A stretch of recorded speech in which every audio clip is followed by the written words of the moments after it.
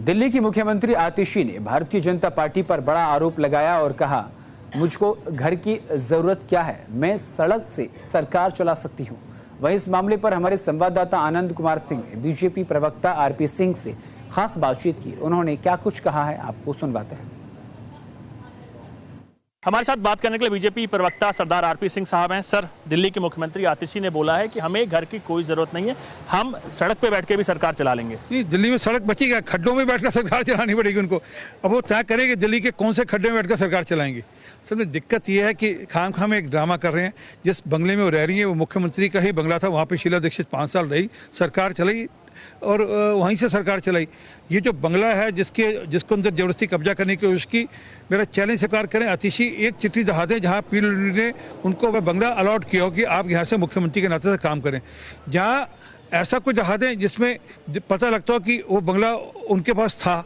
समझे क्या कि आप एक सरकारी बंगले में जबरदस्ती नहीं घुस सकते, वो मुख्यमंत्री का बंगला नहीं है, वह एक पूल ऑफ जो बंगलों का जो पूल होता है उसमें से एक बंगला है। और पीडब्ल्यूडी की ऑलरेडी उस पर जांच चल रही है कि बिना कंप्लीशन सर्टिफिकेट के किस प्रकार से वो बंगले के अंदर कोई रह सकता है। और कल अगर कोई छत टूट जाए, कोई मकान टूट जाए, कोई और को नुकसान वहाँ पर हो जाए तो उसकी जिम्मेवारी किसकी होगी। फिर ये कहेंगे देखो जी मुख्यमंत्री के निवास में इस प्रकार की हरकत हो गई।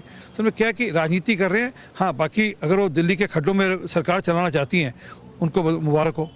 सर, आप बहुत पुराने पॉलिटिशियन हैं, लेकिन आपने इतिहास में देखा होगा 1993 के बाद पहली बार जो बजट आ रहा है वो घाटे का आ रहा है। तो क्या आपको क्या लगता है, क्या कमियां रह गई, किस कारण हो रहा है?